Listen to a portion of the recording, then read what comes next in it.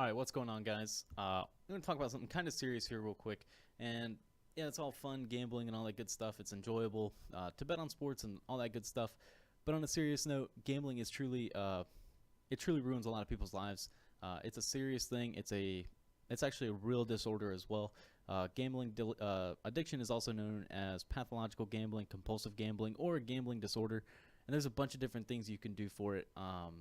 Whether it's you or whether it's a loved one or whatever, get that person help or get yourself help if you really do need help.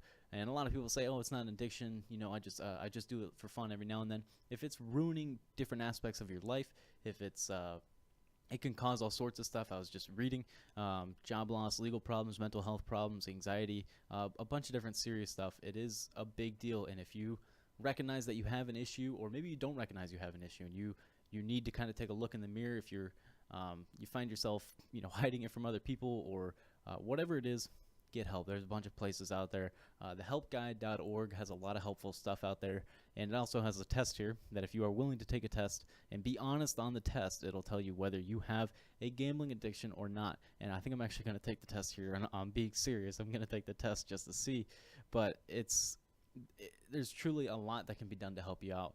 And there's a bunch of different therapies out there to help you. And I know therapy just sounds terrible, but let's see.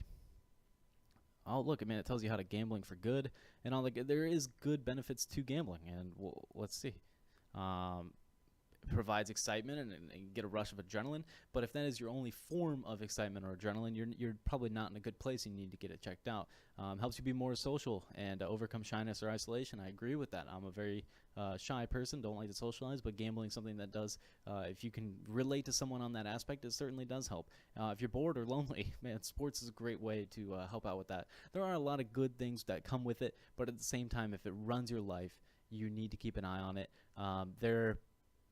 Some of the treatment on here is actually absolutely awesome. I'm kind of a nut about this stuff, but they do have inpatient and residential treatment, and that's probably not going to be the case. It doesn't necessarily say that here, and for severe cases, that's going to be the case, absolutely. But in most cases, that's not going to be what you have to do. You're not going to have to go to inpatient or residential treatment, but they do have.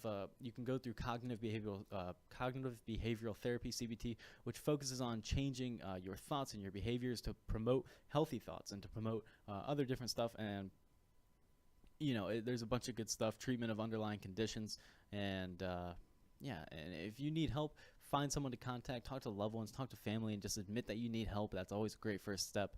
And there's phone numbers out there for you to call, I'm sure. Unfortunately, I don't have them right now, but just Google this stuff. Take this test. If you feel like you might need to take this test on here to figure out if you have a gambling addiction, take the test, all right? I appreciate you watching, and I'll see you next video.